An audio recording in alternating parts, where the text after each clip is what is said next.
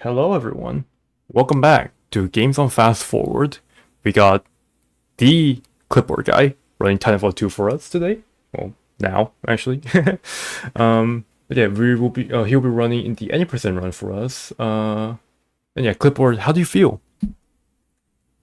Feeling pretty good. Yeah. Just happy to do a marathon run as always. Yeah. All right. Yeah, by the way, what's it called? Okay, joining clipboard and commentary, we got Robert. Hello, I'm a glitch hunter for this game. Yeah, and Skeleton Jelly. I'm a top 10 speedrunner of this game. Mm. All right. I do want to mention before we get into it the dono incentive we have. I will be doing the Nessie Vault Easter egg. If we hit, it's a bargain. It's only $7. If you got a few bucks to contribute to the Nessie Vault cause while also supporting a good cause, yeah, go for it. That's going to end at the end of BT. So we'll point that out when we're getting close to the end of that. And yeah, all right. Then quick aside or a quick like preamble is we're running on a modded version of the game, and it's mostly just for practice, like having practice tools. But there's also a few things that are like we do use in the run, but they are leaderboard legal, and we might talk about those during the run. And then yeah, we're running any percent standard, so just any difficulty, which means we're going to be running on easy, but it definitely doesn't take away from the skill of the run at all. All right, so with that, we will be getting it going. Actually, Starting before we begin, you... quick thing. The donation incentive has just been reached. Loser with $7 got the security incentive early. Good luck with the run clipboard. So yeah, you guys, you'll be showing that off. I put this too low, too much of a bargain. And now you may begin. Well, give me the countdown. All right, cool. Starting in 3, 2, 1, go. All right, first things first, this game is built on a modified version of the Source engine. What does that mean? It means that this game inherits a lot of Source engine movement tech, mainly air strafing, which, if you don't know what air strafing is, it's basically a way to subvert the speed cap that we normally have when holding W by holding a side direction and turning in a kind of a curved motion throughout the air. Yep. Gonna be about getting into it here. All right. We're gonna be using air strafing, like gaining speed while moving through a curve through the air, and also we're gonna be combining it with sliding in this game. Just sliding gives you way less ground friction, so you're gonna see like these snaking patterns with clipboard gaining a lot of speed. And we're gonna go for our first little skip here, placing our jumps just right. Wonderful. Skip across that section. We're normally supposed to take a wall run there, but we're gonna skip that. Slide under here. This skips a lot of dialogue, but this level is mostly built on certain dialogue triggers, so the more dialogues we can skip, the better. So that saves about 3 seconds just from skipping one dialogue, but otherwise this is just kind of an auto-scroller. Wait, 3 seconds for one dialogue, you said? Yep, we're going to reload before we grab this to get a full mag, and then use this EPG that we grabbed to boost over into the gauntlet, kind of the tutorial training time trial part of the level. Oh, and it broke. Oh, wow. The trigger to start is really bad. Yeah, it's very thin, so if you just go fast enough, you will actually be on one side of the trigger on one tick, and then on the other side on the next. So you essentially never touch it. That's very unfortunate. Yeah, you're gonna steal it like that. Yeah. You're gonna notice that Clipboard is spending a lot of time trying to blow themselves up with the EPG rocket launcher or while cooking hand grenades in their hand. We can't die here because this is just a simulation, and damage boosting just boosts us forward. Also, Clipboard just reactivated the gauntlet there in order to skip a bunch of dialogue.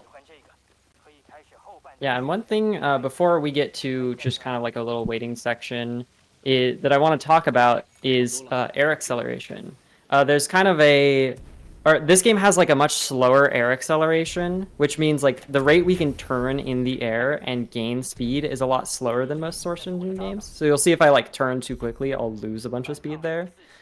So that's kind of something we have to keep in mind as we're especially as we're like getting higher and higher speeds, because the rate we can turn slows as we gain more speed. I don't think I got. Where's the Titan coming from? Oh, what the hell? You can get kind of a funny angle if you land on that marker at the right time. But yeah, as I was saying, so it gets much harder to maintain speeds as we build more and more. So yeah, we're pretty much at the end of the level. Just one more little cutscene. This game starts out a little slow, but it gives us some time to explain. This game is based upon the idea of movement preservation, where you'll end up spending a lot of time building up speed, and then for the rest of the level you try to slow down as little as possible. Coming up here at the end of the gauntlet here, there's going to be a text box that's going to confirm our difficulty here. For the first frame of it, the selection is already on easy. The gauntlet set the difficulty for us based on the time, but if you mash fast enough here, we'll actually be able to select the easy difficulty regardless of that. Yep, right there. Right there. And that's the first level out of the way. We're on to BT7274. I will check once this loading screen. Just make sure we got easy. Just sometimes that kind of slips, or like you miss the getting easy there. So just good to make sure, especially in a marathon. It doesn't make the speedrun any faster, but there's going to be a lot of sections where we will be very close to dying, and setting the difficulty to easy just makes enemies deal less damage to you and just makes the run overall more safe and more fun. But there's like not very notable strat differences between harder difficulties, so that's just the difficulty that we run with. Yeah, and on that point, like for the rest of the run now, we are gonna have to be very careful about how we damage boost, because we can die if we like mistime how we do them. So that's just something to keep in mind. We're gonna see a lot of frag boosts, and these frag boosts we saw earlier in the gauntlet we can't do anymore, because a frag that explodes in our hands will kill us from full life. We have to throw them to the ground now. Slightly a little tech coming up. You can only do that in 2 points in the game. We're in a like downgraded movement state right now when we come out of this drop pod, and by pressing a certain bunch of like 6 keys at the same time and jumping at the correct time, you can get a super glide similar to an Apex super glide out of this box. And then it's just right back into another cutscene. Yeah, we don't have the full pilot kit that we gained in the gauntlet here, but we're gonna get that later in the level. So this section can be pretty tough because of that sometimes. I would normally point out the incentive that we got coming up in 2 levels, but you guys already met this before the run even started. Wonderful. Speaking of see that a bunch of... Speaking of the incentive, we actually smashed it again. Someone else has donated an extra $7 thing. Did someone say incentive? That was Radionics. So we got $14. Yeah, nobody's stopping you guys from continuing to donate for a good cause, you know? It's true. Maybe just raise the incentive real quick. Yoink. They'll never know. They'll never know. They don't know. Right here, we're in the infamous 18-hour cutscene. This is not called not because the cutscene lasts 18 hours, but because it's just some dialogue that the people mention here. It introduces us to like all the bad guys, and it introduces us to the Titan that we'll be using for the rest of the game. But in the actual speedrun, we use a life split plugin that when the cutscene starts, skips to a save that was made after the cutscene, and whichever time we would save from loading that save is injected back into the timer. So it's you won't actually gain any time from doing so, but it skips the cutscene in real time. A very nice quality of life feature that made runs and resetting early on a lot more forgiving. Yeah. And while we've got this time, I want to kind of talk about a mechanic that's going to be really like important for the rest of the run, and that you kind of saw a little bit in the gauntlet, and that's wall kicks. So in the gauntlet, you might have seen me kind of like jumping off walls and gaining speed. That is like an intentional mechanic in the game, and it's basically a 5-frame window upon touching a wall to jump off and still gain speed. So we want to be trying to jump off walls as soon as possible to gain the most speed.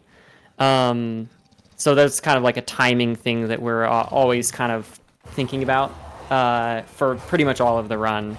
That's kind of one of the biggest ways to like gain speed in this game.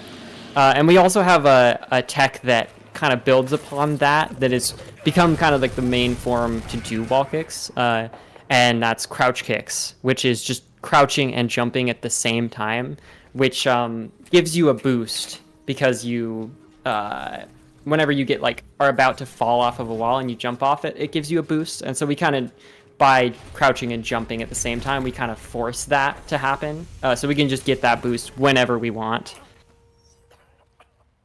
It basically makes all of our wall interactions on average about 3 kilometers per hour faster and just more consistent overall. Which is a lot, by the way. 3 kilometers for every time we touch a wall. We're going to be touching a lot of walls in this game. A lot of walls. Even about the first level, which we did a rehearsal yesterday, actually. I know a little bit, just a little bit. We're still in the same cutscene, by the way. This all would be skipped. Yeah. So I guess I can... Also why we call it the 18-hour cutscene. But we're about to start, so as soon as the screen fades back in and we put on the helmet, the run is officially off. So I can talk about what's going to happen in a little bit. So at the start of the level, the jump kit is still calibrating. The jump kit is the special movement equipment that gives us our double jump, better acceleration, that kind of stuff. But we don't have that at the very start here, so what we do instead is we're going to move backwards, touch this wall, jump off of it, and we are instantly up to a wall jump speed of 30. We're going to grab this weapon right here. Specific spacing, we don't have a double jump. A nice... You have to be quiet for that one. Nice frag boost, get you over the canyon there. And when we fall down, like, it's so brutal right here. There's no course correction, and it feels very awkward. Touching the wall... Ooh! Yeah. We have to touch the wall pretty high up there, because you can't re-grab the same wall unless it is slanted or at a lower elevation, so we have to grab it lower there. Get 2 kicks off of there. It's like every time he touches the wall, he leaves immediately, like plus 8 kilometers right there. Yeah, and by slanted we mean like a wall that's at a different angle. So if you touch the wall that's like running parallel to where you already, that's close, grabbed it, then you aren't going to be able to grab it again. But in times where it's curved, like you saw earlier in the circle room, or right here, you can just grab that same wall twice. Yep. This is a good place to explain. This slope sucks. That he just got up there, wonderful. It made it look way easier than it is. Every single piece of rock in this level has collision and will stop you if you hit against it. We just unlocked the double jump, so now that we have essentially our full suit of movement tech. The point of this level is to grab these 2 batteries to power up our big mech titan friend BT down there. So this is the first one, and coming off of this room we're going to do another piece of movement tech. Landing on a slanted piece of geometry, slanted downwards, and then jumping and crouching at the same time gives you a slant shot. Up to 70 kmh, into a frag pull, hook the nade, kill those grunts. You barely were able to see them. You need to clean out 3 grunts before being allowed to insert the battery. This leads into the very difficult section of this level, Ravine, where you'll see crouch kicks over and over and over again to build up more and more and more speed. Yeah, so this is actually, like, we don't want to go too fast here. Like, we're purposefully ignoring certain options of gaining more speed, because if we go too fast, we'll soft lock. This looks good. Wow. I hit 80, 82, wonderful. So that's going to be more than enough to, like, cross this massive gap here. Yeah, this is basically the bonk. optimal route through encampment here is going on the top of that building, skipping all the nasty geo down below. And we picked up the DMR, the sniper rifle, earlier in after Dash River. It's coming up for a strat here. We're gonna need to clear some more enemies and we're basically gonna do a sick trick shot with the DMR and then use one frag to clear the rest, three of the rest enemies. Yeah, we got our second battery now, and also going to be seeing a second slant boost here. Get up to really huge speeds very quickly. And we need to clean out those enemies as well. 2 quick ones, Oh, I don't have any wonderful. frags. Yeah, the frag drops are random, but this last frag is not required. Yeah, because I loaded checkpoint earlier, my UI is just not here. That's just like a weird bug with that. If you like die or load, or if you like load a save or a checkpoint during like while your UI is still like calibrating, it just won't show up for the rest of the Yeah. level until you embark BT. We know what we have, so it's fine. It's just cinematic mode. So Yeah. we've powered up our mech suit Titan guy BT, and BT is essentially like a massive upgrade to us as a pilot. Titans are essentially these unkillable tank mech units, which are near impossible to defeat as a pilot, but will stomp down on any pilots very easily. They have a Did you? Oh, sorry. My screen just froze for a second. They have a different set of abilities from pilots, and this Titan specifically is a very special one where the loadout that it has can be swapped throughout the single-player mode. So, at the start here, we're introduced to the Vortex Shield, a particle shield that stops incoming projectiles and throws it back at enemies. And you're going to see that we're going to be killing the tutorial enemies in a very particular way. We're going to spare these 2 robots on the right side, because their bullets we're going to use to kill these drones down there. We can't reflect their laser, so this is a bit faster.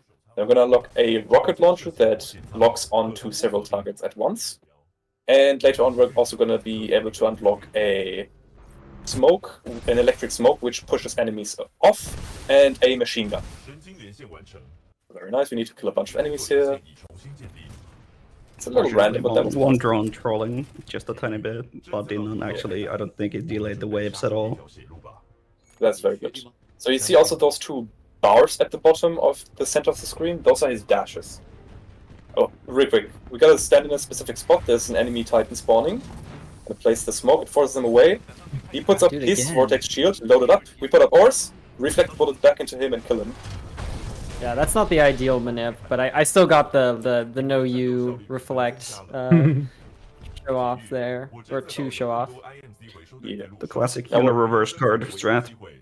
We're gonna line up the end level trigger spawns whichever hallway is further away from us, and by waiting at a specific spot and then dashing at a specific time, we just load the level a little earlier.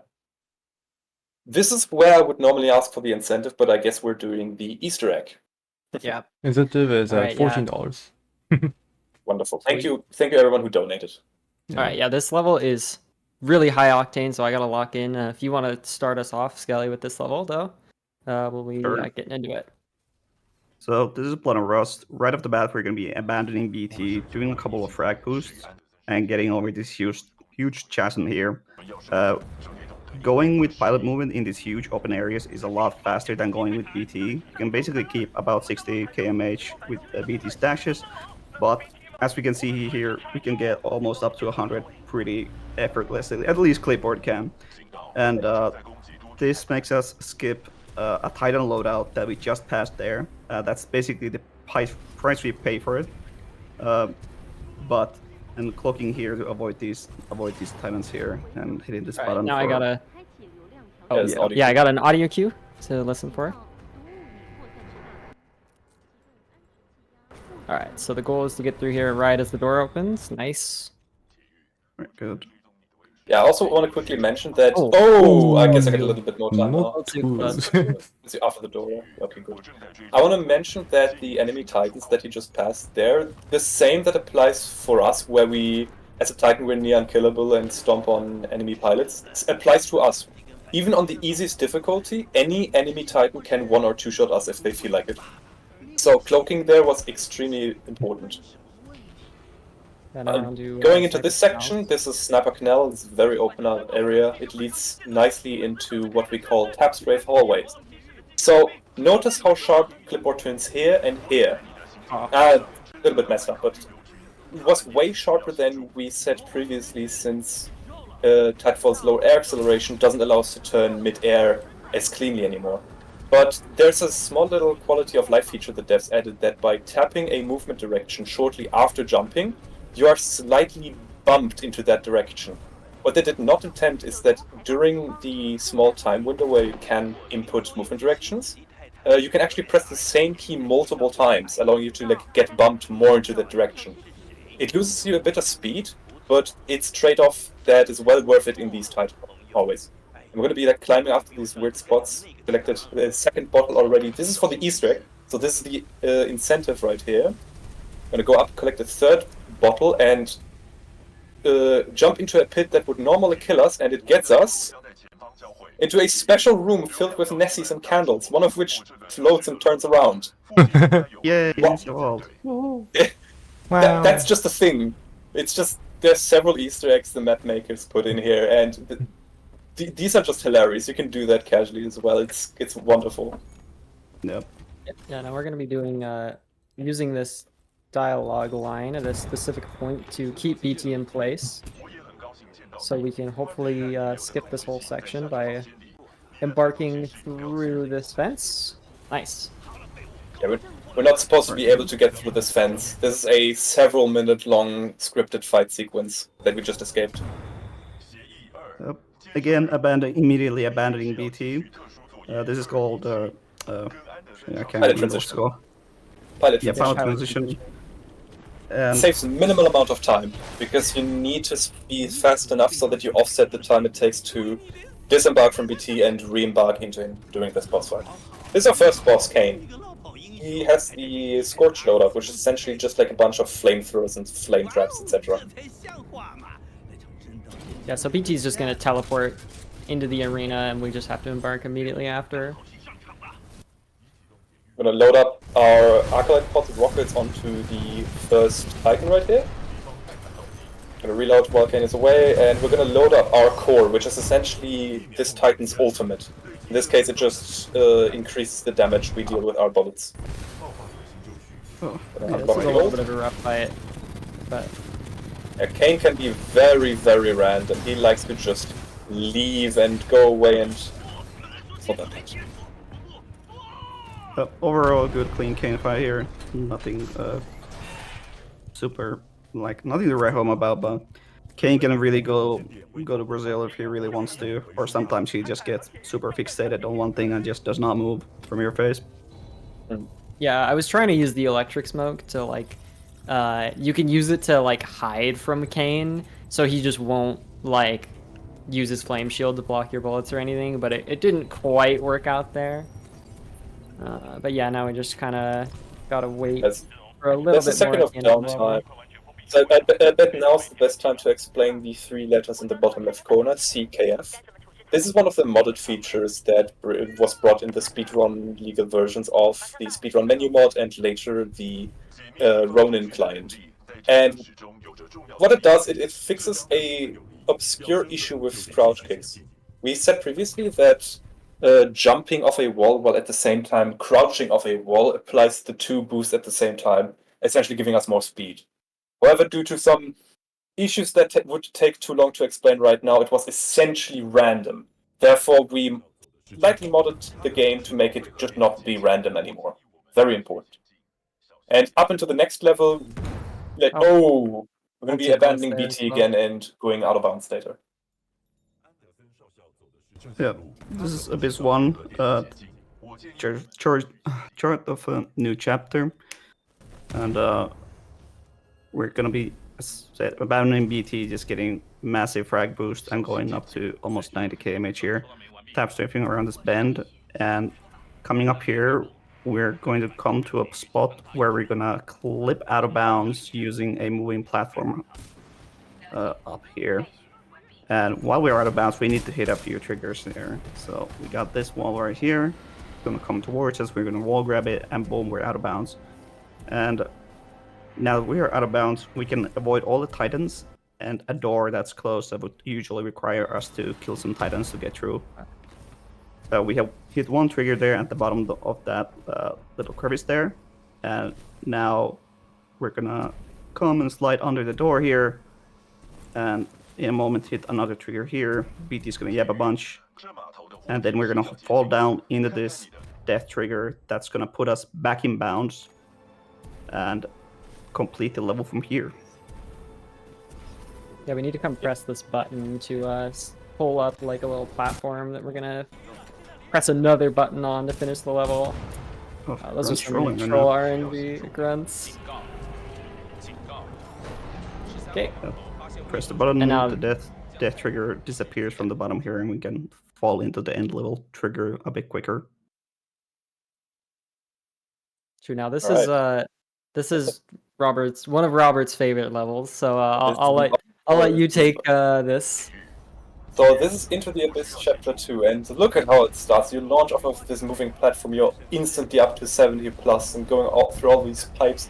This level is like very cool casually, like actually, but for the speedrun, unfortunately, this entire thing is a big dirty auto-scroll.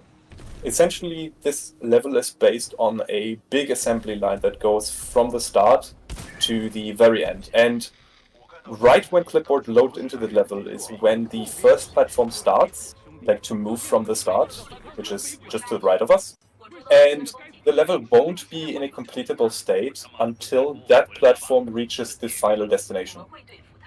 For the longest time, it is thought that the time at which the platform reaches the final station is the best time that we as a speedrunner can reach, and we would just have to wait for several minutes. However, recently, we've been able to develop an out-of-bounds route that, while it doesn't skip the necessary triggers that force the platform to have to make it to the end, we are able to like force some level scripting early, allowing us to beat the level earlier when the platform finally reaches there. So it's essentially, despite still being technically an auto-scroller, it is a minute faster if you were to do it optimally.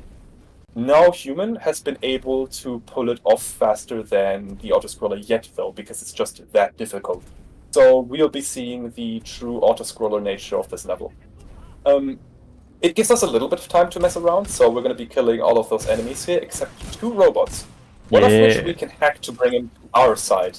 And get your bets in chat right now, red or blue, which robot is going to win. We're going to pit them in a fight to the death. I'm we can fight voting them. red.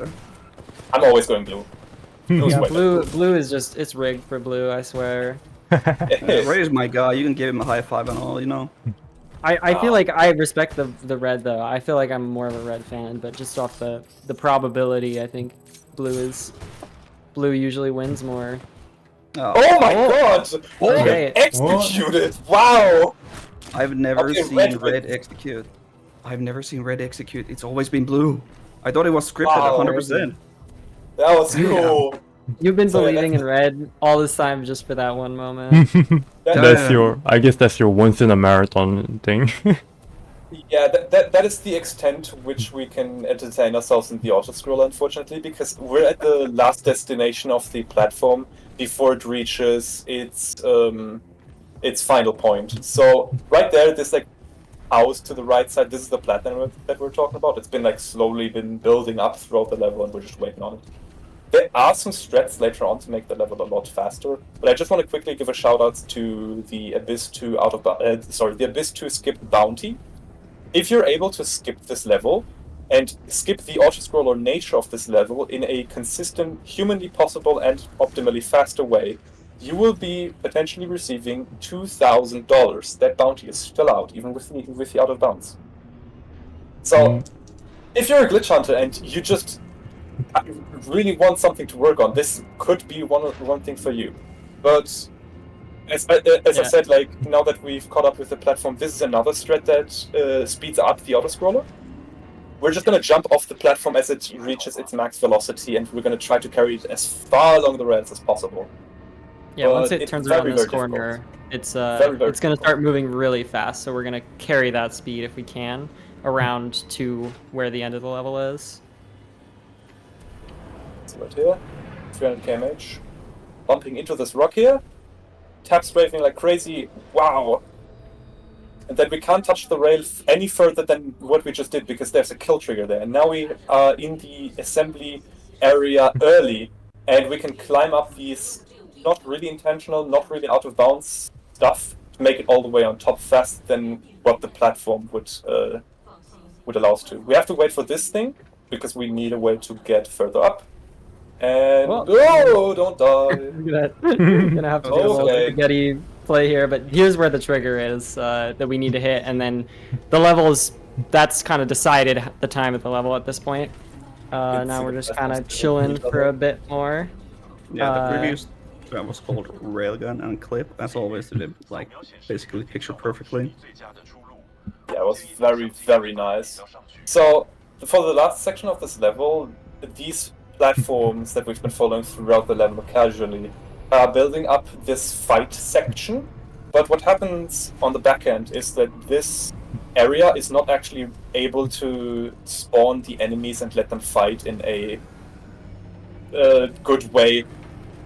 So what it needs to do instead, yes, we just go... Sorry, it's too many stuff. It's too much stuff. We just go through a hole in the wall there, out of bounds. I'll explain that in a second. Enemies cannot spawn here, enemies cannot fight here, so what the game does instead is it fades our screen to black, and it suddenly teleports us to a copy of this dome, which is already pre-assembled and has all the enemies in place and everything working. But there's just a hole in the wall there, and we can go out of bounds, and where we are positioned right now is where the end-level trigger will be once we've teleported into the other dome. So, see a bunch of dialogue, then the screen's gonna go black, and it just looks like we're gonna enter a totally different level.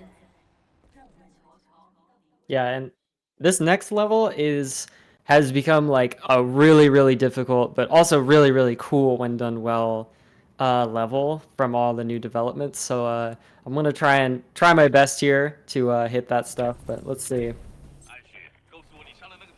Yeah, Abyss 3 has become a really hyper-optimized level. Coming up here is a thing we called cylinder skip. Allows us to skip activating the cylinder and just go through this whole section over everything, every intended piece of geometry very well, very nice done. And we're going to continue this pilot movement. BT's coming up here in a moment. We're just going to ignore him by bestie, and we're going to try and finish the level all the way to the boss fight. As yeah, that's pilot RNG, here. so Yep. you kind of have to make a decision on how you want to approach that depending on where all the enemies are at. Yep. Clocking here to avoid those guys. Looking down to avoid a trigger here that activates some falling rocks that can really mess up your movement. And again, same as with the pilot transition in Plunder Rust, we're gonna enter this cutscene here, destroy this robot here, and then we're gonna have to re-embark into BT again. Yeah, and BT should teleport to us, fingers crossed, and we'll just be able to get onto the Ash fight, which there's been a lot of different ways to skip this fight, but this is the most fast one that we've found yet, where we go back out of bounds. We had a strat that didn't go out of bounds, but now we found this one is faster. And we just slide up here and kind of dash up onto a part of the rock that we can disembark. Where is this going to put me? This could be really bad. Oh, this is horrible. Oh, I almost wonder if I should load a save. I mean, it's a marathon. Yeah, we can just play it again. Would you like a donation while we wait? Sure. Sure. Why not? Alright, we got $1 from Radionics saying, "That's my gold. That's for my gold red." Rah! The Bob battle earlier. Wonderful. Yeah, I wanted to read that out. Yeah, I guess I can explain a couple things that we had to skip over for time reasons in a second. So, the reason we just happened to clip out of bounds on that particular corner there is because when we embark and disembark, the game tries to place us in the nearest position where BT can pathfind. And when we go up onto the ledge, we're essentially lifted up a little bit, and the nearest points just happened to be out of bounds there.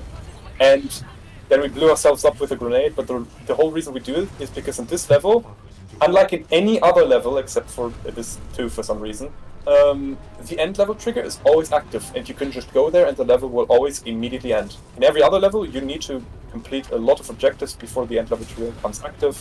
Ooh, haven't seen that fight in a while. Yeah. In this level, it's just whatever is the fastest way to get to the end level trigger is the route. Okay, third time's the charm. Third time's the charm.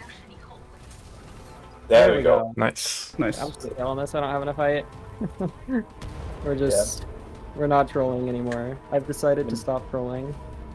Maneuvering out of bounds is a little bit awkward since we can we can only see this geometry from one side, meaning that when we're outside, we can only see the other side of it. It's a little weird. That's the end level trigger from out of bounds. The reason we got such a nasty checkpoint there is the game expects you to be in your Titan, so it just doesn't deem the area safe enough to give you a checkpoint. So a lot of these like pilot strats are really banking on the fact that we just don't die. Yeah, and there I exited to menu, and this is to regain the Titan loadouts that we skipped by doing all those Titanless routes. The game, when you load from menu on a certain level, the game gives you kind of the loadout it expects you to have at that point. So, yeah. And this level is kind of the like casual highlight if you've ever played this game or heard anybody talk about this. It's usually about this level. This is like the time travel level. So there's like, here we're just kind of swapping through time, but with kind of no discernible cause yet. And so we're kind of trying to like figure out what is happening with these weird rifts in time. Yeah, this is like one of the first breaks of the run here. This is more. There's going to be a long dialogue section we're going to have to wait through here. Apart like this beginning section and tiny bit at the end is where we actually have to schmoove a bit. Yeah, I mean, I guess we can explain a little bit about this level and how it works. Like, right now we're in the current timeline where everything is destroyed, and we're randomly swapping into the past timeline where everything was like still clean and not been destroyed. Right now we're just in a dialogue explaining why the person that we're supposed to meet, who we stole the helmet from, is here in the first place. And we can just take this time to just run around and collecting various little like Easter egg things, like these audio logs right here. Yeah, I also do want to point out about that, or about how the actual like time swapping works, is that it's just two separate maps that you're being teleported between. So that's kind of a mechanic that does kind of come into play in small ways, but it's just kind of like an interesting way that the programmers went about like making this mechanic work. To be more accurate, it's like the same map, but you're teleported several like 100 meters up or down. Like it's an up or down teleport specifically, and it's just an exact copy of the level, but the other timeline, very far above us or very far below us. And right here we're gonna set up for when the dialogue ends. There's two things we gotta take care of. One, we have to look at BT. He's like being really cool by throwing this pole, making a zipline for us, and he won't throw us unless we look directly at him. And also, we're trying to be as high as possible right here, so we can grab the zipline as soon as it becomes available, going into this hole, and continue on with the level. Yeah, so there's going to be a little funny like glitch we can do, where we melee one of these stalkers as it's swapping time, and it'll like teleport us up. Let's see if I can hit it. Okay, nope, got punched. Oh, I did punched you! Yeah.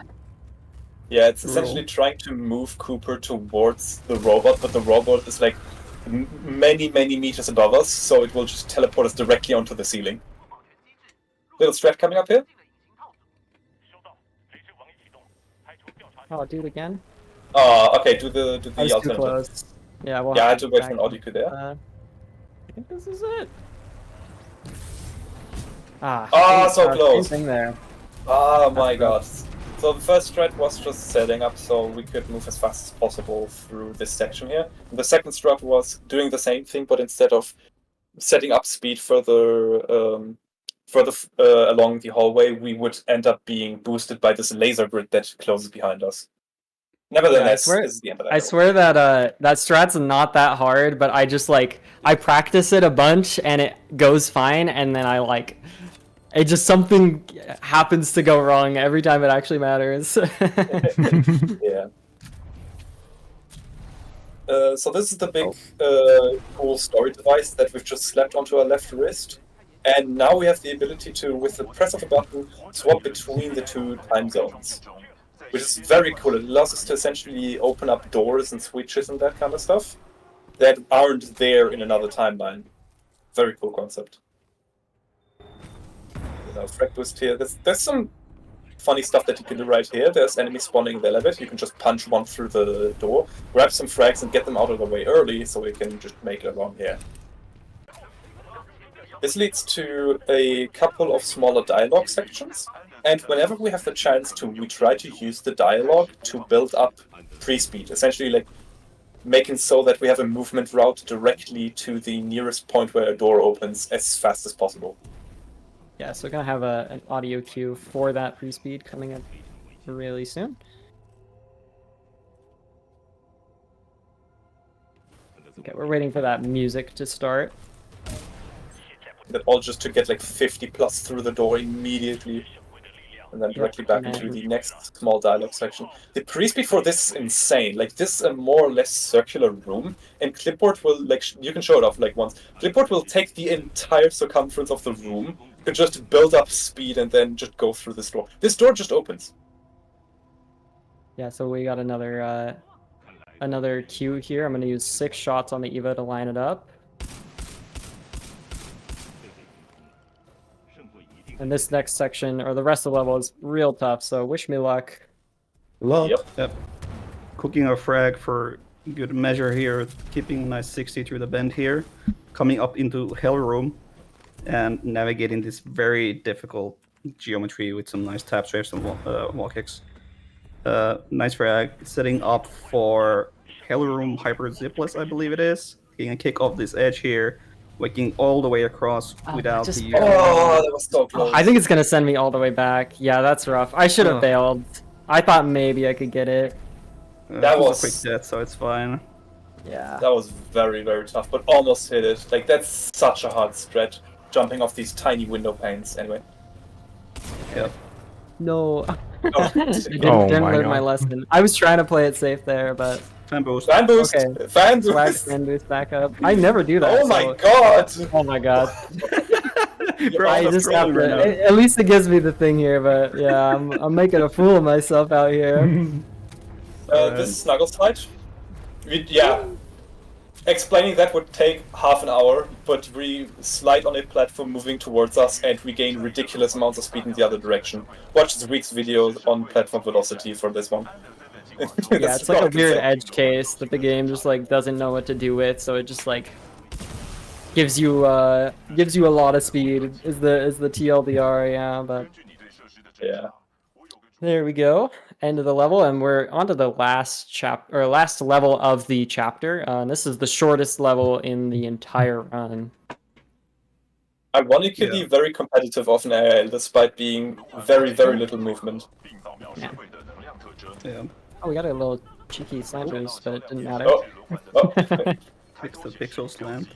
We're After. gonna navigate up into this room to extend the bridge to go to the full weapon, the story MacGuffin here, and coming out of this room, we're gonna turn right and line up ourselves to a fan that we can use to boost very nicely, hit 90 kmh, tap Oh, straight down, nice.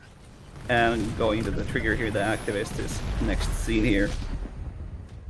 So time go brokey, the Grizzly device is broken, some story stuff happens, and we're gonna get some speed here, grab the zip line, and go under the ship here, getting a kick off that specific debris there, keeping a nice 50 through, and slide hopping up the slope here, which is very hard, and keeping that speed.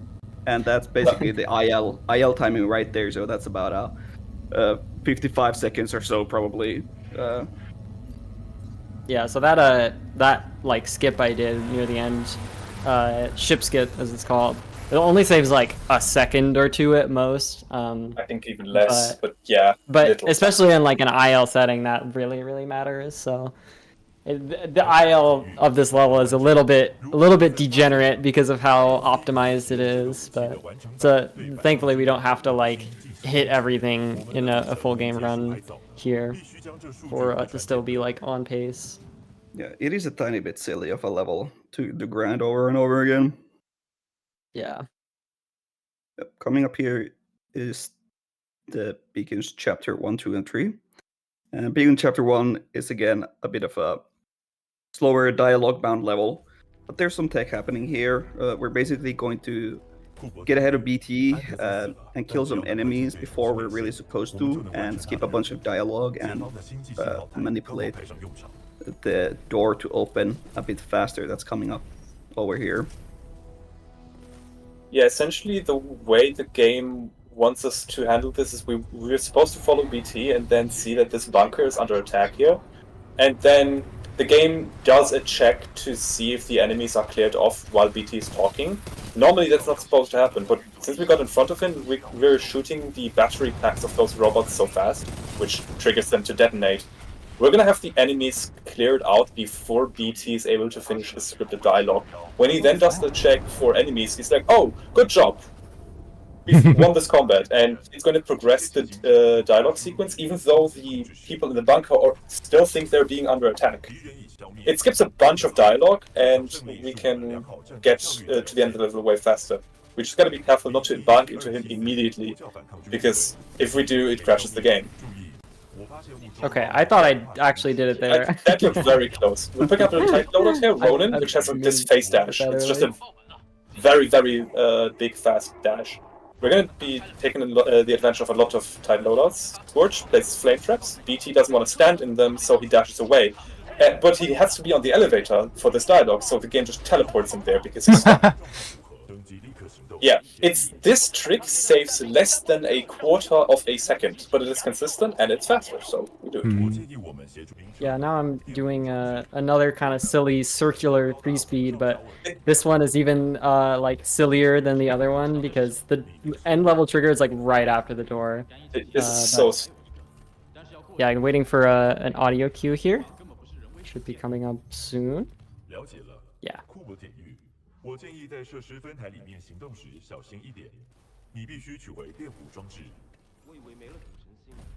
Okay, this is actually very good. Oh my god! The door, but yeah, the level ends like immediately after you get through, so I'm kind of crazy for just doing this strat anyway, even though it's probably like less than half a second. But for 7.2 seconds with the biggest swag imaginable. Okay, here we go. Yeah, Beacon 2. One of the more competitive ILs we have. We have frags here in 8%, which makes the route a bit different, but mostly the same. Massive speed of these kicks here with these parallel walls. Gonna hit a trigger here, turn around, do a dash warp, back to our previous section here, and gonna cross this gap with a frag. This is called kill room skip, and it, well, skips a kill room where you have to kill some enemies in order for a door to open. And yeah, Clip did it absolutely perfectly. Yeah, that was way too fast. And hit a button that's required, and that opens up into the actual room.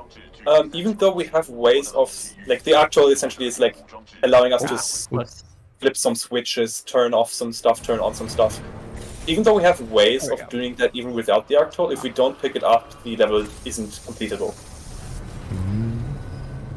So this is a very competitive IL because there's just, if done optimally, there's no point at which you need to stop. Like right here, we're gonna pull a frag. Good boost. We're gonna skip over this entire section, hit another trigger because we just skipped through another like puzzle section. Now we're gonna hit some triggers in a very particular order, so we didn't get it. Okay. There's a way that we can, in this section specifically, subvert the speed cap that it gives us, so that we can fly through with over 300 kmh. Oh. But it's a small optimization. And right here at the start of the level is now the end of the level. That was so fast. Yeah, I'm a little sad I missed that. It's a very swag trick. Which that trick, if I would have hit it, that would be the highest, or that strat is the highest speed we normally get to in the run. Which is kind so of many there's so many like micro optimizations happening in that entire level. It's so hard to keep up. Yeah. It's also very difficult because this game is very hard, and when commentating, usually you have a little bit of breathing time because your runner usually does like a couple mistakes, but Clipboard here is just cooking right now. It's too good. Yeah, now we're on to like arguably the coolest any percent level, or the most flashy, like kind of well-known level. And yeah, this is like probably where most of my paces die. Like this is such an easy level to choke, even if it's not necessarily the hardest level in the game or the most technically difficult. But one thing that we've recently like discovered is that it's actually an auto scroller, at least the main bulk of the movement in the level. And so we're going to be doing certain things to try and like avoid dialogue triggers. Because there's a certain point in the level where all dialogues have to end before we can progress. So yeah, that's kind of just something that's recently we've learned about that doesn't inherently save time when we're doing these strats to like avoid dialogue triggers, but increases the cap for like how fast we can be before it doesn't matter. Yeah, it's taken us about 7 years to realize that this level is indeed technically an auto-scroller. Only now have we become like fast enough to like notice the fact that you know, these things happen in a certain way with the triggers and whatnot. Alright, I gotta explain quite a lot of stuff. So we have a bunch of Titan loadouts that we've unlocked through going through the main menu a few levels ago. And we're going to be using a lot more loadouts. So doing the face dash again of the Ronin, which is this little blink here. Right there. And then we're going to swap over to the Brood loadout. It has a hover ability. If you're hovering, but you get yourself wedged in a position where you're still grounded while hovering, you're able to disembark. Normally you're not allowed to do that. What that does is that it preserves the hovering state, which gives you lower gravity. So right now when Clipboard jumps, he's just going to take longer to hit the ground again. Additionally, right now in the story, there's this massive gap that we need to somehow cross, and BT says the only way to do so is by throwing us. We found out pretty early on that by holding space, we can jump off the hand as BT is throwing us. So not only do we have lowered gravity, but we also have more height out of this throw, and we have to go all the way up to the end of this section at the very right there and below that. Sorry, behind that as well. So this is hyper fast ball. Enjoy. Let's go.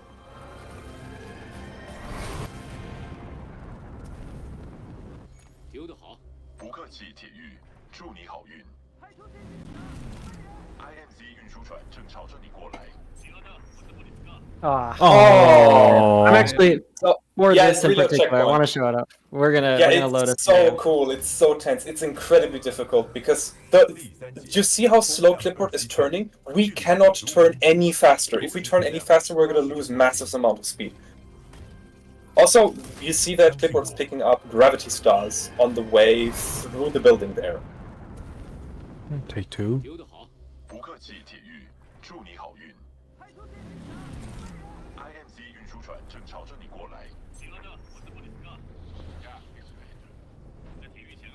Oh, my kick failed. Oh, I had the height to no. make it. Okay, we'll just have to take the backup here. This is still 90% of the way there. That's so cool. There's like over a dozen at this point variations of the strategy, all with their differing time saves and difficulty. This strat is crazy, and it leads immediately into the next and even harder strat of this game. This is Zipless, and we're also going to be doing the Tesco meal deal variant of it. Yes, that's its name. And it involves using the graph stars we picked up during Hyper Fastball to gain a lot of speed. Gonna go above this one, below this section here, and they're activating a platform at the exact time So that it Ooh. bumps us upwards.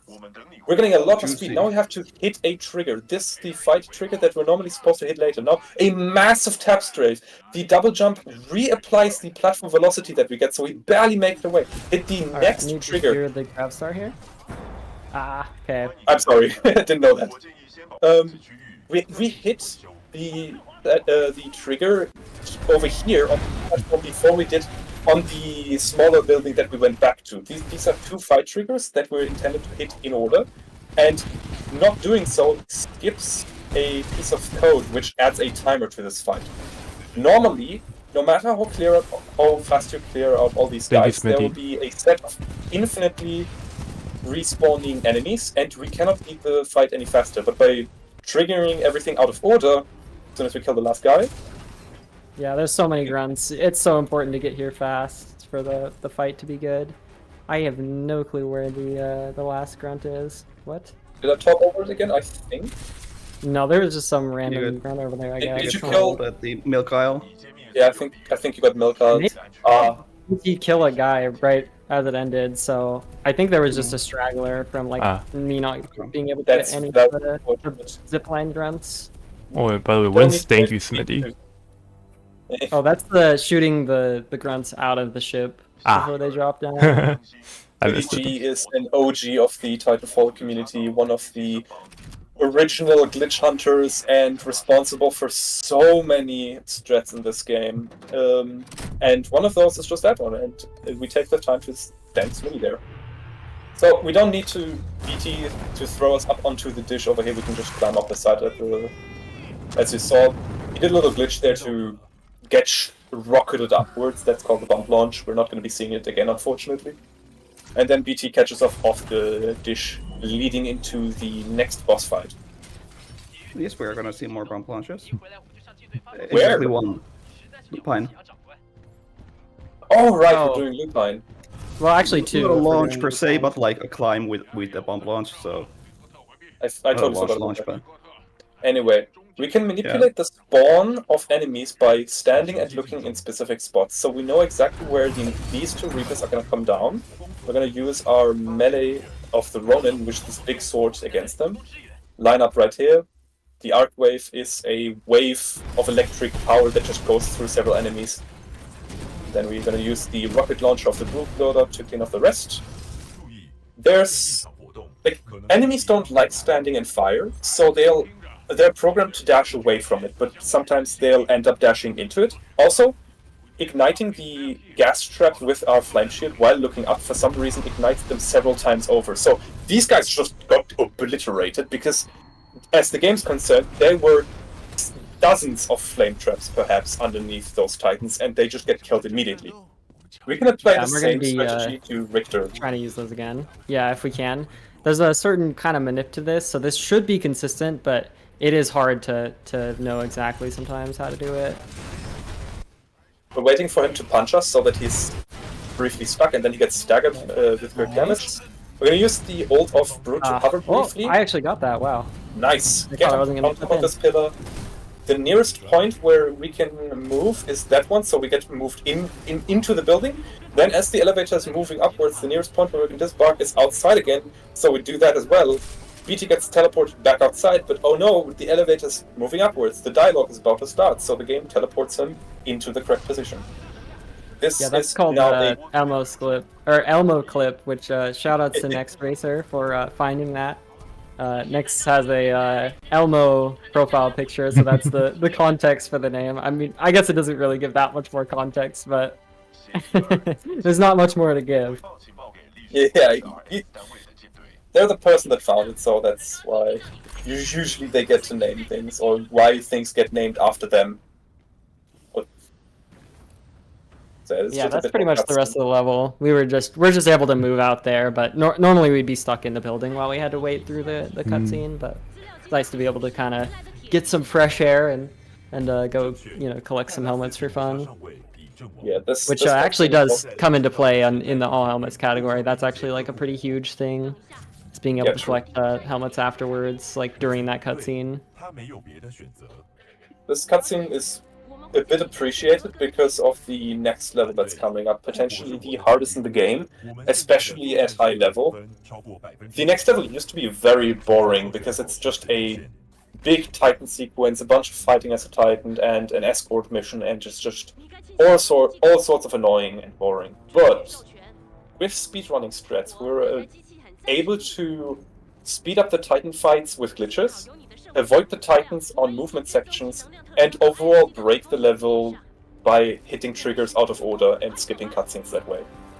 Yeah, So, I do want to yeah. point out, like, in this next level, this is like one of the more RNG heavy levels because like how there's just so many Titans and like it's so unpredictable to know how they behave. So we're gonna be seeing that almost like a kind of a roguelike element, or like similar to a roguelike in how it's just like random situations each time and how you deal with these Titans. And I also want to set up kind of a mechanic that we're going to use shortly after like dropping down here, is that when you're disembarked from your Titan gets like much more core charge from taking damage. And so we're going to abuse that to be getting full core later on. But yeah, this intro section is essentially a escort mission where this big red Titan to the left of our screen there, we have to escort her to an elevator in the midsection of the run. Looking downwards reduces damage, holding our sword shield block out also reduces damage, and we're on the easiest difficulty, meaning that we can barely make it through this section that's normally supposed to kill us with these turret walls up here. They're supposed to be destroyed by planes later on, but the collision is always the same. Oh! I've never accidentally done this with tone. That's crazy. Normally you want to have Torch with you this, but we're rocking tone now. Check it out. One of the glitches I mentioned to speed up this fight is the fact that when we disembark to get core, and then we swap loadouts as we're activating the flight core, which has these rocket launchers that we can see. And you may notice we're not supposed to have these rocket launcher anymore. We were able to apply the weapon swap to a different loadout. Normally it's supposed to be Scorch for his damaging abilities, but I guess we're doing Tone now. That was an accidental swap. Killing a bunch of Titans opens this door, allows Sarah to go follow through with us, picking up a bunch of batteries as a safety. And those guys. Now we're gonna use the sword core to kill this guy as fast as possible. 1, 2 as he spawns, a third one's around the corner here. The tracking rockets to kill some grunts. Hopefully they drop. Oh, they drop a lot of frags. Wonderful. Love to see that. Nice. We go out of bounds here as a pilot. There's a wall there as a Titan, but the devs just forgot to put that wall there as a pilot. And we just went around a lot of spawning triggers that spawned several enemy Titans. Because they're not there and we're further ahead in the level, both BT, our Titan, and Sarah, they will follow us now into the elevator, skipping a bunch of fighting. Yeah, this is also random with how fast Sarah keeps up. Sometimes Sarah trolls, but this isn't too bad. It's not that bad, yeah. So, right into the next very, very difficult glitch. So, to set this up, we have to embark at a specific time and hover. This gets us stuck onto the elevator. Similarly, we can disembark while hovering. And now we have reduced gravity. We're going to have to wait for this door to open. Big frag boost. We're going to have to do another one. We're going to need a lot of speed because we need to... Oh, that doesn't look good. Yep. Yeah, the triggers are really bad. So massive gap. That is one of the newer strategies, and it's very, very difficult. So once again, hover, we're stuck, disembark, we have low gravity. I'll try this strat a few times before I just fail and do the safer strat. Yep. Let's see. Go clipboard. You can do this. This is... the triggers are really high up. So No! Alright, one more try. One more. Yeah, third time's a charm. You got this.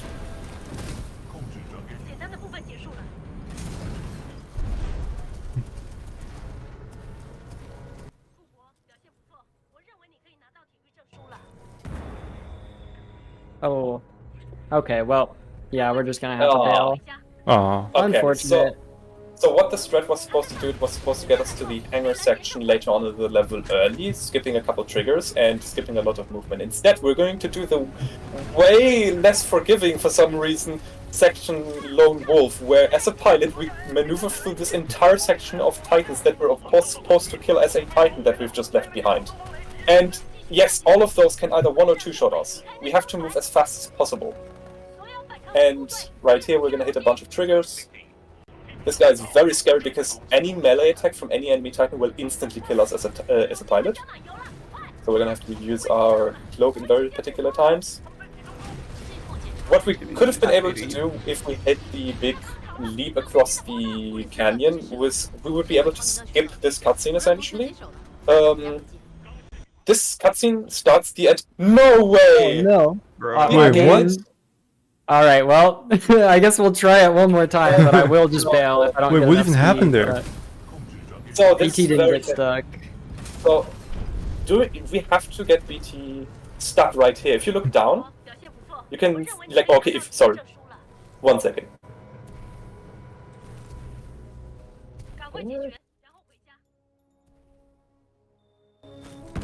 Ah, Mm. I guess we have to do it another this is time. rough. If you were to look down after you disembark from BT, we do it at a very, very particular spot and time. This is quite precise.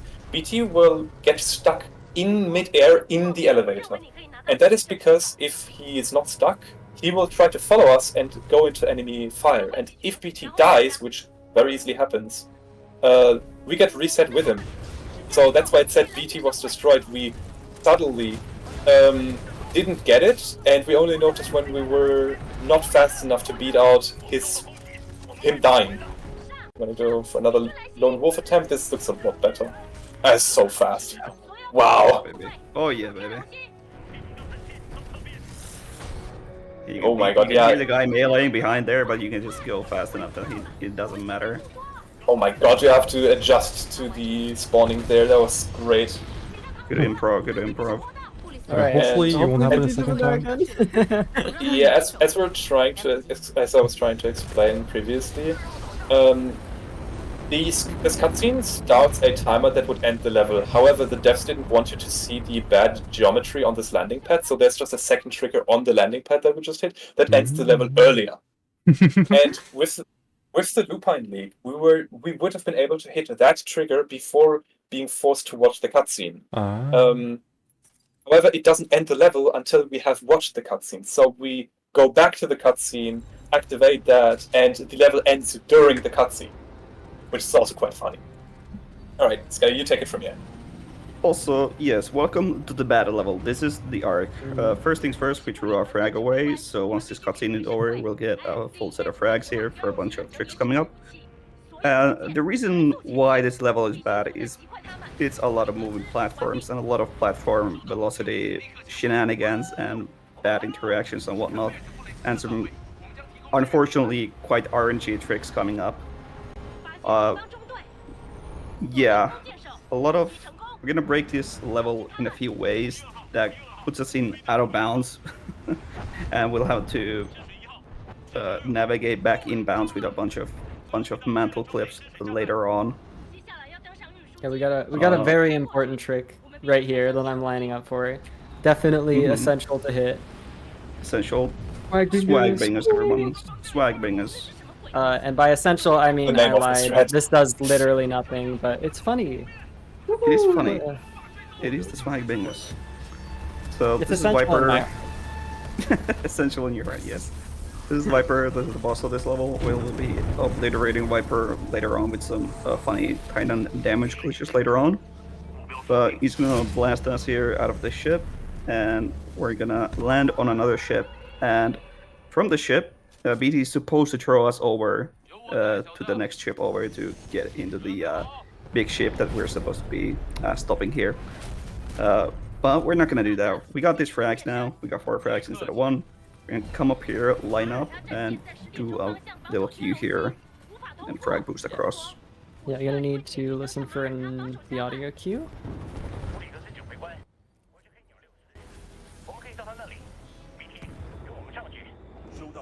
Not quite enough Yep. distance. Everybody hates this strat.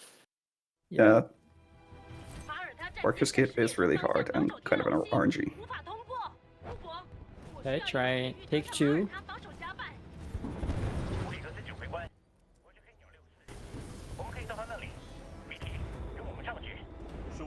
Yep. Ooh, nice. that's better. Second try. Yeah, you can see there that like the 6-4 ship moves away. Well, like when you're doing the trig, its movement is basically RNG, and it had some downward velocity there. It kind of nerfed our double jump, so we barely made that jump there as well. We want to get to this elevator as soon as it opens and kill these guys, so the door will actually close. And now we'll get to the gun clear. The fun fact about this, there's 3 guns that we are supposed to take out, but you can actually just take out the last one and the level will advance just fine and kill the rest of the enemies behind you.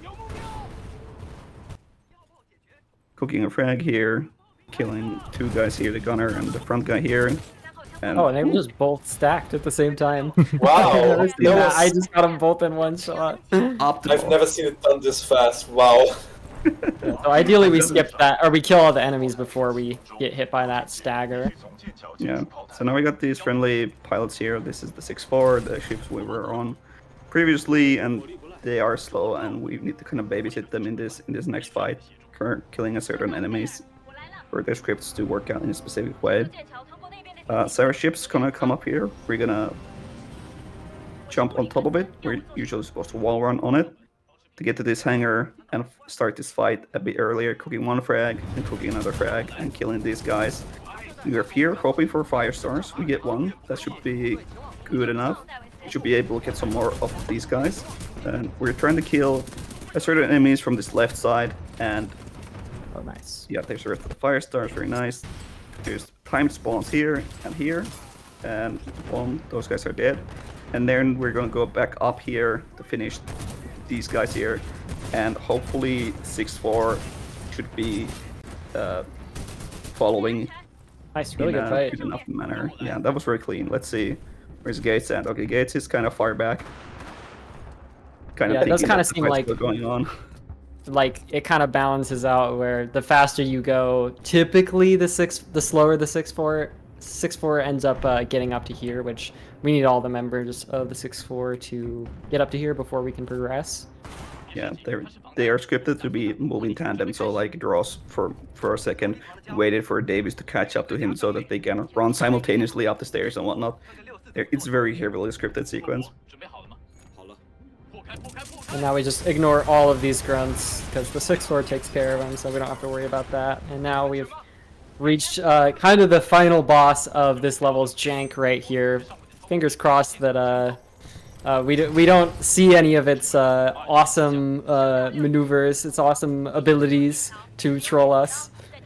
Yeah, so this is ship steer. We need to align the ship with the Dronis, where the MacGuffin is that we're following again. And hopefully when this section ends, we don't crash to menu or die. Lovely, we don't. Yeah, there's a funny like death trigger attached to, I believe it's the 6-4. And depending on how it flies around the ship, it can just kill you while you're in that sequence there. Yeah, And we also also have to be BT's careful hand. too. Yeah. BT's That'll hand just has a- crash if we touch it. Yeah, a leftover trigger.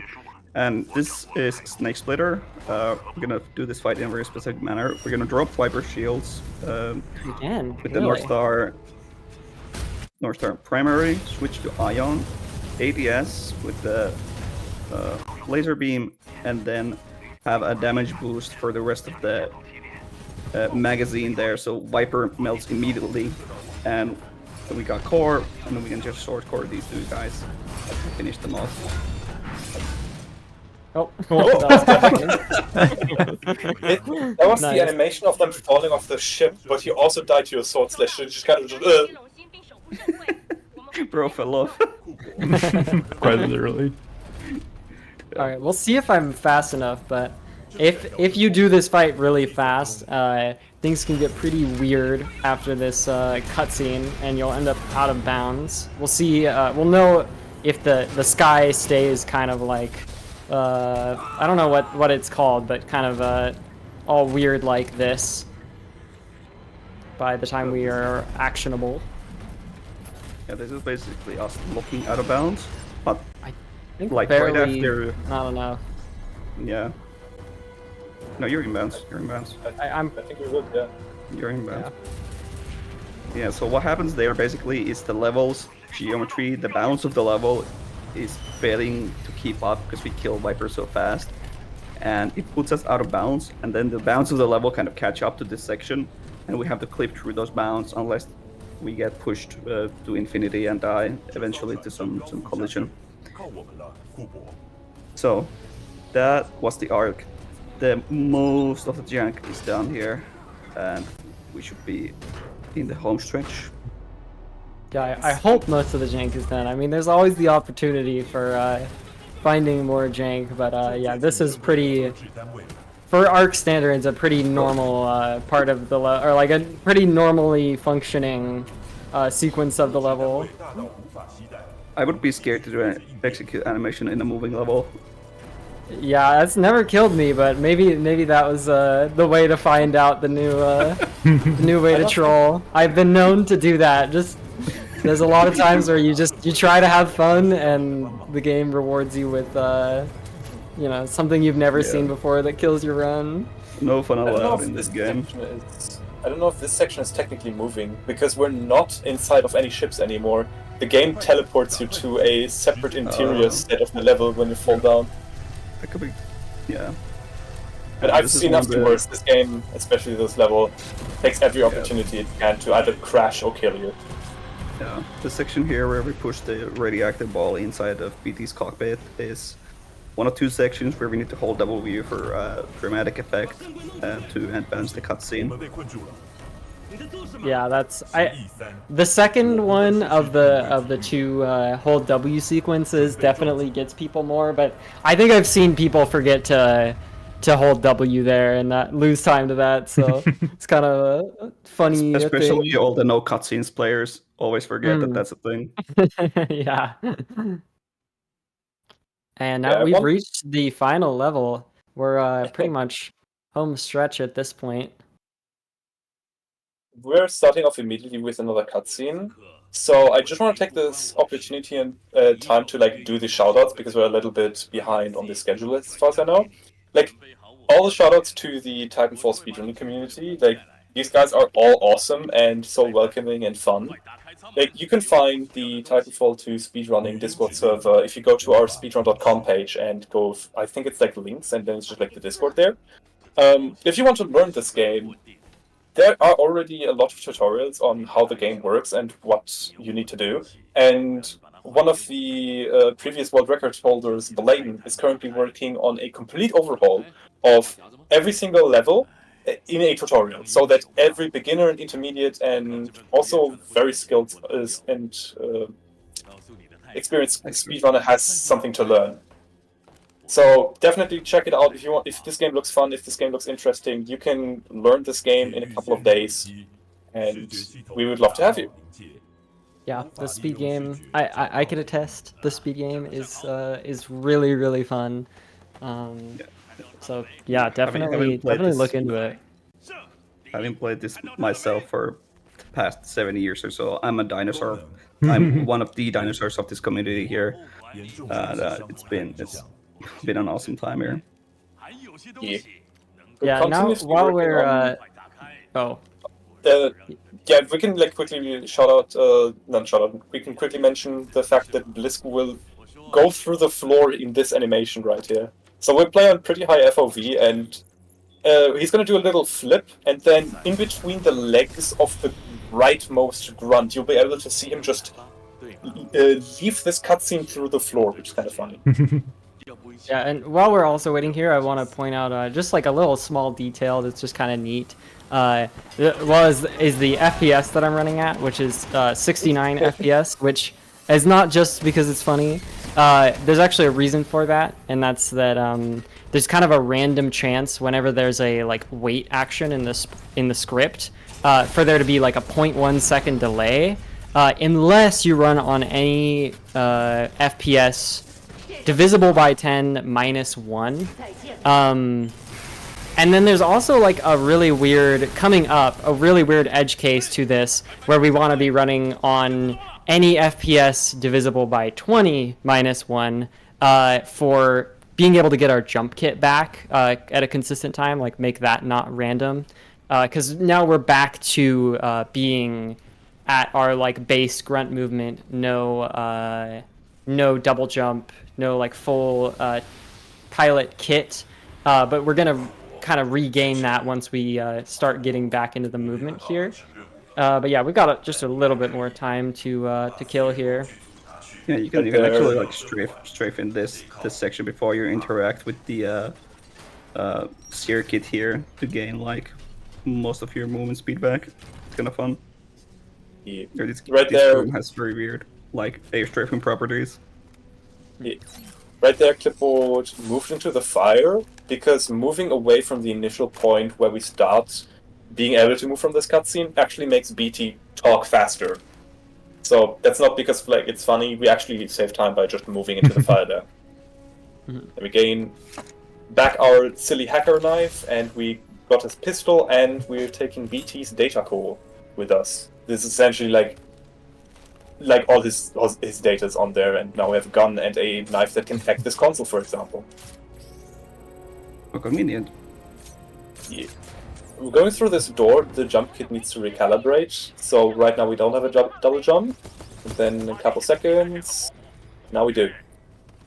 This gun is crazy. It is a aimbot pistol. It aims for the head and instant kills you. This gun is in multiplayer for some reason. Thank you. Funny gun. Yeah. And now this end section is just this power trip of trying to escape this facility with this crazy overpowered gun. Just trying to move out as fast as possible. Yeah, Clip's gonna absolutely crush this section, just getting as many wall kicks as possible in these very tight indoor corridors is extremely hard. And we're gonna go on top of this building here, skipping a little indoor section, and getting to the trigger where we can call in our new Titan and put the BT's data core back in. Yeah, the next strat, we're gonna immediately ditch BT, but we have to watch this cutscene to be able to progress. So, like, we have to do this even though we're not gonna embark BT. But yeah, we're gonna go up on some rocks here to take a pilot route, and we're doing it in a particular way to avoid triggers to spawn Titans. Because once again, if BT dies, we die as well. This is Rocky Road. It is very rocky going through the left side of this. It looks quite easy, but I assure you it is not, because there's several invisible walls that you just know where they are, or otherwise you will fall to your death. It's got skipping along the left side. It skips a bunch of enemy triggers, which not only kill us but also BT. Doing the same here, skipping more triggers and just overall being faster. The top of this door coming up actually has the trigger to open it, which is supposed to be behind it. So, since it opens from the top, it looks like we just go through the top there. And then in this final section, for some reason, BT just teleports after us, so now he's safe. He's just behind us if we were to look. And we're going right into the next and last boss fight of this game. This one's a bit unique, because for some reason, if we start this cutscene as a pilot, we will start the fight as a Titan. Yeah, and this fight, we're going to be doing a lot of kind of manips. We're going to be very particular about how we're looking, much like in Beacon 3, to kind of progress this fight in a very particular way that we have kind of like figured out. Yeah, we're trying to make the phases of this fight go in an extremely scripted manner. Sloan could have cored there, but did not. It's always faster to have her not core. It basically puts her in an animation where we have to wait. We're gonna look again to manipulate Sloan's spawning here, put a flame wall under her, and kill her as soon as possible to advance the next phase. Using the sword core, we're gonna kill these 3 Reapers extremely fast. Let's see, okay. Yeah, that's the most important part, to get fast. I think this should still be good for the trick coming up here. No, it's not. Not recharge, unfortunately. Yeah, we're looking for that ring momentum at 97% dialogue. If we interact with these the arc injector before that, then we will get a time save, but we missed it there. So, one very important thing is that Clipboard saved his core so that he activates his core just before he touches the story item there. And what the sword core does is it puts a weapon away and gives us a sword, and then when the sword core ends, it puts away the sword and gives us our weapon back. Which also triggers during this cutscene. We're not supposed to have our weapon out here, but we do because we used our ultimate. And because of that, now that we have this big evil antagonist guy on our cockpit monologuing with a minigun in his face. Which just kills him. And the best part about this, it skips all his dialogue. This doesn't crash, this doesn't softlock, nothing. This just works. It skips all his dialogue and it saves a lot of time. It's wonderful. We love this. Also, this now means that Apex Legends is officially not canon anymore.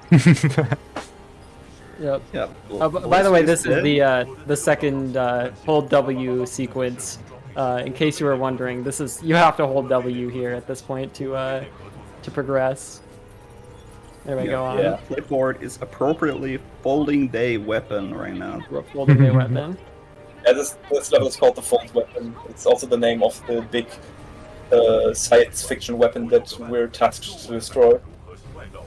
That's why we're folding our weapon right here. We're just wasting our time in the cutscene. If Clipboard had gotten the second phase of the boss fight a little faster, we would have triggered a glitch where the lights in the weapon that we're currently inserting ourselves into would have already been turned on. Instead, we're gonna have to wait for it to turn on slowly one by one. Lose a little bit of time, but oh well. Yeah, that was the thing I was talking about with the 97% kind of dialogue that we needed to be faster than. Yeah, you can see the lights turn on one by one there. Would have saved a little bit of time, but it's not that big of a deal. And fittingly to the end of any speed game, we are going to go into an escape sequence. BT is going to sacrifice himself to destroy the science fiction weapon, and we are supposed to make our way to the final ship to leave the planet before it is destroyed. Yeah, time coming up very soon once we lose control at the end of this sequence. Alright. Yep. And even this last section here is very technical. You see a lot of moving platforms. We want to hit this trigger as low as possible so that we can start touching this platform as fast as possible, build up a lot of speed. You see this this piece there rotating into place. We're going to use this rotation to launch ourselves 80+. Touch this thing and... Time. Wonderful. And 124.48. Okay, Ooh. not bad. I honestly expected worse for how many huge trolls there were, but Yeah, it's not a bad time. Consider, when you look at the leaderboard, consider the fact that this game is timed without loads. So this is a very respectable time. Very, very good. Oh, did you yeah, happen to have I forgot to. Oh, you forgot. I forgot to open up my timer, so I don't know how. Oh no. We'll say it was a 111. Oh yeah, true. Anyway. 15 minutes of loads. Say what? Nothing. I was memeing about loads. Wonderful. But yeah, I mean, Robert, you already said the shoutouts. That's basically all I gotta say is just shout out to the Titanfall 2 speedrunning community in general. Everyone is just awesome in that community. But yeah, do either of you have any more shoutouts before we get out of here? Honestly, I'm good. Other than go ! Donate in chat. Yeah, True. it's for charity. As mentioned before, multiple times actually, all donations will be going towards the Sleep Fibrosis Foundation during the closing ceremony. I will be doing a live. I will be sharing my screen and actually dumping my PayPal there. So stick around for that if you want. Oh my. But yeah, thank you all Skelly? so much for running Clipboard, Robert, Skelly. Great commentary, loved it. But yeah. Thank you. Yeah, Skelly, you got anything to say? Join the Discord if this looks any amount of fun. if this looks even tiny bit fun, it's a very fun run to get into. But yeah. All right. It's got Well, all the homies. yeah, I think we're good to go then. And, I was- Oh, yeah. wait, hold up, real quick. Wait, Shoutouts wait. to the TF2 speedrunning watch party that I see going on there. I see you guys. True. Real, Alright, I'm real. done here. Thanks for having us. Yeah. Bye, guys. Bye. Goodbye. Bye. Bye bye.